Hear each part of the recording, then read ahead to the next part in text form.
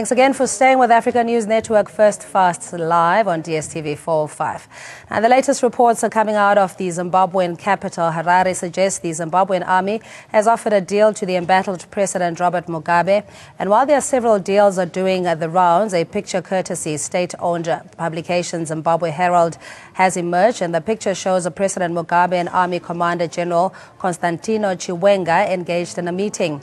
Media reports suggest that Mugabe has been given an opportunity to negotiate an exit deal, which includes a state prosecution from him and his family. And according to the SADC, Zimbabwe may have a transitional government with the sacked Vice President Emmerson Mnangagwa acting as president for at least 3 months. The reports could not be independently verified by ANN7. And earlier today, two of the prominent Zimbabwean opposition parties, the NPP and the MDC, held a press briefing in Harare, and both the parties discussed the way forward for the embattled country. Even though Zimbabwe remains calm, the uncertainty over the political status still looms large. In what appears to be a Sensing an Opportunity Act, MDC-T leader Morgan Tsvangirai says that the country has been going through extraordinary circumstances. He said the military are the only ones who can decide if President Mugabe and his wife Grace receive immunity. Tsvangirai also claimed it's in the interest of the people of Zimbabwe that Mugabe must resign immediately. In what appeared to be a veiled sarcasm directed at the army, Tsvangirai says although the parties will follow what the army says, the army must clarify to the world what its action is regarding a coup. For the success of such collective engagement and dialogue, there is no doubt that we are in need of transitional arrangement that should attend to key issues of economic recovery and electoral reform processes. Our country's reconstruction and national healing process can only be a product of free, fair and credible elections which are to be held within a reasonable time post an agreed transitional agreement period. PRC believes that free, fair and credible elections can only be achieved through an enabling environment both during the current and registration exercise for one to register to vote and to actually voting process itself. National elections are the backdrop of every celebrated constitutional democracy. It therefore follows that such elections should be observed and supervised by the African Union, SADC, electoral pan-African institutions, civil society, local electoral agencies, and the international community under the auspices of the United Nations. What divides us as a nation is smaller than what binds us. We ought to be bound by ideological underpinnings of social democracy, Pan-Africanism, decolonial thought and principles of a modern democratic developmental state. It's time to reflect as we seek to rebuild and reconstruct our beautiful country, our great Zimbabwe. Together we can make our country great. May God bless Zimbabwe. May God bless us all. I thank you. The ruling ZANU-PF party here in Zimbabwe and the military are on a collision course. But just looking at the streets here in Harare, it appears as if it is business as usual. You'd think the citizens are oblivious to the fact that history is being shaped here in Zimbabwe. The leaders of this country and the military are behind closed doors having negotiations with regards to the succession race in this country. Behind me is what is called the Africa Unity Square. It is a very iconic place here in Harare. It is very familiar with a lot of citizens, especially with the civic organizations who gather there and protest about whatever issues that they have in Zimbabwe. Today it is very quiet, but just taking a closer look, right there is the Zimbabwean flag. It is in tatters and perhaps a reflection of the state of affairs here in Zimbabwe. Coming to you from Harare, Zimbabwe, for ANC. Respect for rights, dignity, and one man, one vote. We respect the right of every citizen to vote freely, fairly, in electing a leadership of their choice.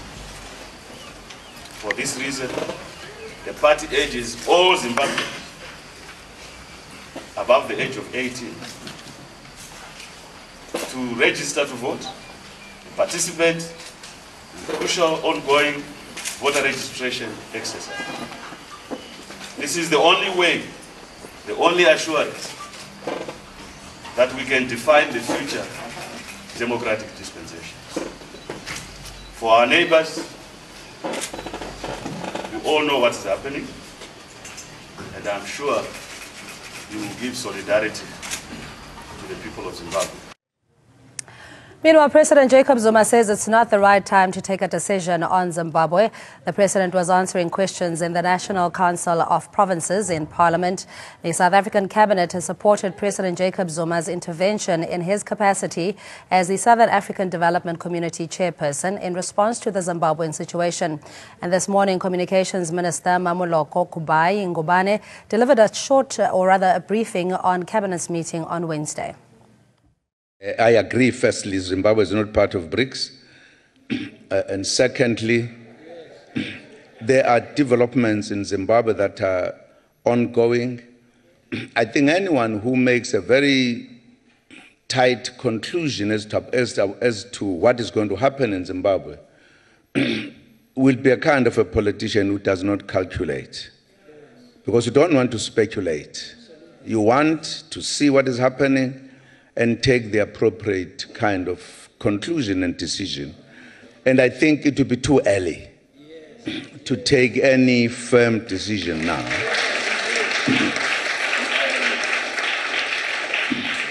I'm sure that the situation in Zimbabwe very shortly will be becoming clear. And then those who participate positively in the global affairs will be able then to say what they can say. You know that the president yesterday made a statement on this matter, which was related to the fact that the matters have just begun. So there couldn't be a very firm proposal what must be done, even to understand what is this, where is it going, and also get a briefing either from the people who are involved in it, as well as those who have been in government before.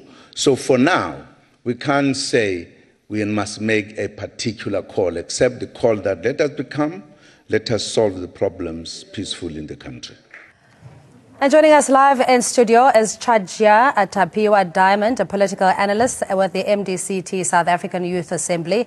And Narias Moloto is with the PAC as their Secretary General. Njabulo Ngwenya is Foreign Affairs Secretary for Mtangwazi, a Republican Party. Good evening to you, and thanks so much for joining us. I mean, it is a coup. Can we just get to that point where once there is military control, you can't necessarily say it's a de facto coup. It is a coup. Mr. Moloto, in your view?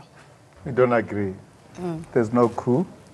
I think all the parties agreed that there's no coup. The state president, Mugabe, is still in charge. As you have seen the photos earlier on, the soldiers, generals, still salute him. They sit down with him. They're debating the future of Zimbabwe. So under those circumstances, we do not think there's... We would say it's by default because the military in itself is supportive or sympathetic to ZANU-PF. But getting into the fate of President Robert Mugabe now, he's sitting with essentially a deal he cannot refuse of possibly getting immunity with himself and his family and, walking into the sunset, as it were. Your view, Mr. Diamond? In my perspective, first and foremost, there's no crisis in Zimbabwe. All the Zimbabweans are happy and it's business as usual. Everyone has been waiting for this day where President Robert Mugabe is put in a corner. And secondly, this is a succession battle within ZANU-PF. This is a fight between the G40 and the Lacoste. As the G40 won the political battle, the Lacoste, with the support of the army, they came in to support Emmerson Mnangagwa. So that is what is there on the ground. And I think what is also encouraging is that there's no bloodshed. And as you're saying, for the purposes of this debate, we'll say there's no coup. There's essentially just a democratic process, if you will, in getting to the next transition. With Emerson Mnangagwa being the interim president, why is it that when Joyce Mujuru was purged, we didn't see the same reaction from the military, in your view, Mr. Ngwenya? What I will say is that our position is that there is a coup. But that coup is not a national coup. It is a coup on behalf of ZANU-PF and its internal systems, its factional systems within the party. And it is now disguised as a national thing, which is not true. It is the same army that have been doing all the bad things, all the looting, even the paging of Joyce Mujuru. They were in the forefront. They were in the forefront in the genocide that took place from 1983 to 1987 that killed a lot of people, about 20,000 people from Matabeleland and the Midlands region, where our party is dominant, where our party is representing that minority group. So there is a coup. But it is a party coup. It is a party process, a factional process that is disguised as a national thing. Okay, so now this party process obviously is very reluctant in taking any involvement or influence from SADC meeting. We saw with our delegates going there. Initially, there were rumors that they weren't welcome. We know that there's a meeting in Botswana, and the military having vociferously stated their point that they do not need any further engagement. Zimbabwe will now find its own solution. In your view, is this silent diplomacy eventually coming to an end? Look, as PAC first, let's say ZANU-PF is a revolutionary party that liberated the people of Zimbabwe. I think that needs to be acknowledged. And ZANU-PF went through different processes. It is now facing a new reality, which came as a result of so many people describing angers. But we believe it's an internal issue to the Zimbabwean, to the party and the army. All are Zimbabweans. The solution of Zimbabwe will be found by the people of Zimbabwe, not by the people from outside Zimbabwe. We believe quite strongly that the engagements, as we follow them closely, will lead to a new path into the future where the people of Zimbabwe will be able to realize their social and economic development. Mr. Diamond, you seem to not agree with this particular notion that Zimbabwe must find its own unique solutions, or that ZANU-PF indeed will provide those solutions? No, probably. I think this question goes on to touch what has been happening of past, looking at the regional integrity, looking at SADC on its own, looking at African Union, and what they've tried to do in Zimbabwe. There have been attempts, but they've not been what the people wanted in the country.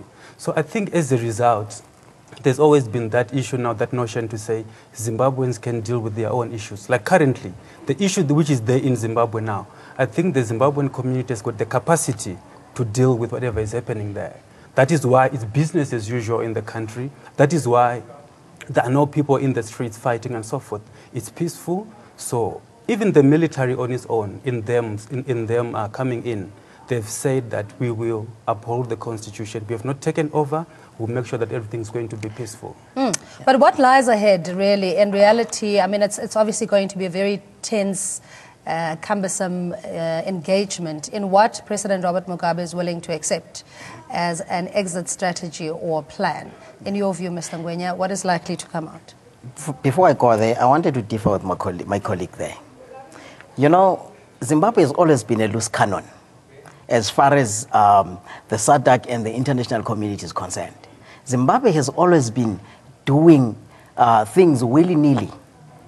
And some of us, we believe that the problems of Zimbabwe have been ignored for a long time. That's why the SADC and other international bodies are failing to intervene, because they have ignored the issues of Zimbabwe for quite a long time. I'm here to ascertain the SADC and the AU today that the problems, the root problems of Zimbabwe is the genocide that happened in the 80s. That genocide was ignored, and it is the same genocide that informs how the country is run. If it informed the Unity Accord in 1987, it has informed the leadership structure, it has informed everything in Zimbabwe. So if we are to go back to the source and say, where did it go wrong? SADC and the AU and the international community and the world must revisit the source of what is happening in Zimbabwe today. Because I'm telling you, if that genocide was revisited, and it was given due attention, Comrade Robert Mugabe would not be the president today. So you're saying that he obviously would not, in terms of atoning and accounting for crimes against humanity, yes, that he should not get a soft pass in this case, that he needs to atone and be held accountable? He would have resigned long back. But this is a serious genocide. 20,000 people gruesomely murdered. And it's a serious, and it has been swept under the carpet. And now we are seeing the results of them doing that, sweeping it under the carpet. And the SADC has been silent, the AU has been silent, and the world has been silent. And we are saying, let's go back to the root cause of the Isn't the immediate solution, problems, though, just to remove President Mugabe and put in an interim President Mnangagwa and carry on with the, all the other issues that you're saying need to be brought back? If I am to speak from the context of the people of Matabeleland, who are victims of that genocide, I would say we have long passed the issue of having President Mugabe removed. It's just a minor issue. We are fighting a system that has driven about 3 million people from Matabeleland and the Midlands regions out of the country. So it's just a symptom. That one is just symptomatic. So we are looking at the bigger picture. The system that has been created by President Robert Mugabe and the very army today that disguises its internal factions. So what is the solution, Mr. Ngwenya? Is this the coalition government that is being proposed, even with the opposition saying that they're willing to form part of this, a new form of government? Okay, maybe contextualizing what my colleague has just said there. Look, each country has its own history. From a development situation, we have seen ZANU and ZAPO coming together in the ZANU-PF. There were a lot of development, and that is when the fathers of the liberation struggle were still there. So I don't know whether that's where we need to start or we need to look back further into the history of Zimbabwe, but it's up to the Zimbabweans. Let's look into, I think this discussion is within the context of what's happening now in Zimbabwe, and the forces clearly at play.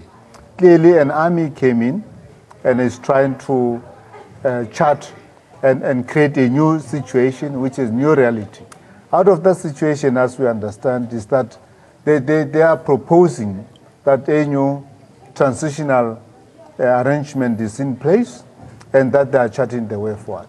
Whether that should be done within the context of Matabeleland or other things is up to the Zimbabweans themselves to find a way. But we believe Zimbabwe is now having an opportunity, a great opportunity, as a country and as people, to find a new way in which they can work together to take their country and their people forward. And of course, it remains to be seen if President Robert Mugabe will take all of these suggestions. But joining us on the phone line is Dr. Singh, an international political analyst. Dr. Singh, thanks so much for your time. In your view, that President Robert Mugabe essentially doesn't have much of a choice. Either way, his political aspirations of his wife will dissipate, with the army now proposing for Emerson Mnangagwa to be the interim president, as we're told. Good evening and good evening to your viewers. Thank you very much for the wonderful opportunity. I've been very excited from the news of what is happening in Zimbabwe, and we are behind the Zimbabweans in diaspora and in Zimbabwe at the moment. Talking about the international community at the moment, the international community has failed not only Zimbabwe but many countries in the world, which we have to talk about the SADC region, We've got conflicts in the Democratic Republic of Congo. In Angola also we've got conflicts there, including the Organization of African Unity. We've got conflicts in Central African Republic and all over the world. And these situations has been incubated, like I agree with the panel there, one of them who mentioned that it's been boiling inside the Zimbabweans themselves, and they've been ignored by the international community, including the United Nations. We've talked about genocide. There have been the worst things which has happened there at the hands of the regime of Robert Gabriel Mugabe, where he has failed his own people. And the quiet diplomacy from the international community has actually made it very worse. At the moment, they're actually wasting their time to convene some meetings and finding a possible solution to end the situation in the country. The situation in Zimbabwe right now is calm, everything is sorted. They cannot intervene into a situation where it is under the military arms, because it's not being run by the civilians now. The military now, they are trying by all means. I think their first choice is to reconcile with President Robert Mugabe to, I think, take a step to resign, to pave way for another government to be formed.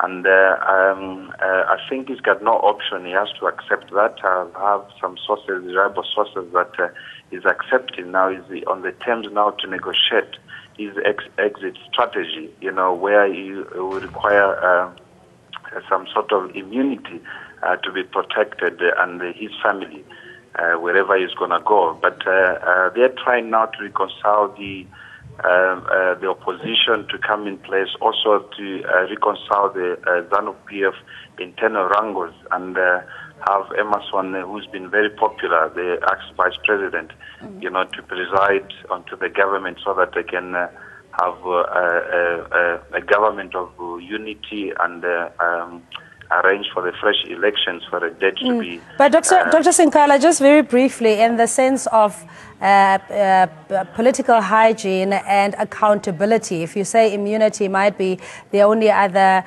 concession that President Robert Mugabe will take, what happens then to all these other crimes against humanity that he had committed and that he needs to atone for, albeit that many will hold him as a revolutionary leader?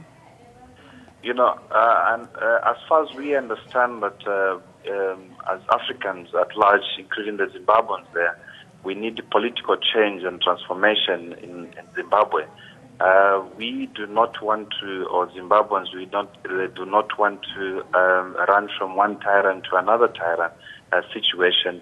The cleanliness of the hygiene of politics in Africa has to be instituted as well. Those who were the perpetrators who helped Mugabe's regime, you must understand that he was not the only one who was running the government. And I think he stopped running the government maybe even 10, 20 years ago. I mean, the people around him, they are the ones who made him to drive into a situation where he's found himself at the moment. All those you've been told now, or we've heard the people who were under him or working with him, most of them have been arrested, who were practicing corrupt and democratic practices in the government at an expense of Zimbabweans. And all those crimes which were committed, crimes against humanity, we've talked about the genocides, all those has to be brought to the book. I mean, the new leader who's supposed to take over has to start from there, cleaning and making sure that there should not be a repeat in the politics and in the democratic dispensation of African politics. Dr. Charles Singh Cala, we appreciate your time. That's Dr. Charles Singh Cala, international political analyst, joining us on the line. And we'll just wrap it up here in studio. Very brief comments in the sense of this being a new beginning, a turning of an era, if you will, for Zimbabwe, that there's more to look forward to than negative developments. Look, in conclusion, we need to congratulate the Zimbabwe Defense Force, because in a normal situation, the head of state will be the first to be killed if the army has to intervene. And here we've seen, and also the peaceful manner in which they've conducted. I think the movements, everybody agreed that it's business as usual. We are losing lives out of crime everywhere. this particular situation has been handled, and we understand they continue to handle it better. Now, looking forward, we wish them that they will find the better solution for Zimbabwe and the people of Zimbabwe, and both ZANU-PF and the army will find them, and the opposition parties will find a way to work together to take Zimbabwe forward. Mr. Diamond, is there that kind of appetite to put the ideologies aside and differences all in the interest of a renewed Zimbabwe? It's a dawn of a new era, and the Zimbabwean situation is a Bermuda Triangle. There's a lot of mystery around Zimbabwe, and like what I said earlier on, that now everyone is happy with what has been happening in the country. Probably from now going forward, to what would say to President Mugabe is to say he needs to peacefully step down. He has had his go. To the military, probably from now going onwards, we would say probably we need a clear roadmap going to have the constitutional order. And to the citizens, we urge them to remain calm. Yes, they are anxious about what is going to happen next, but we urge them to do that. To SADC and to the African Union, they need to facilitate an all-inclusive dialogue and uphold the constitution of the country. All right, we're going to have to leave it there, gentlemen. Thanks indeed for your time. It's a story that is continuously developing, and we'll bring you all the latest from Harare. We have our reporters across the breadth and width of Zimbabwe. But joining us in studio is Chajdia Tapiwa Diamond, political analyst with the MDCT, South African Youth Embassy, and Narius Muloto, PAC Secretary General, and Jabulo Ngwenya, Foreign Affairs Secretary for Tagwazi Republic Party. And you at home, thanks indeed for joining us on the phone line. We had Dr. Cala, international political analyst. Up next, ANC decides with Mfundo Mabalane to stay with us.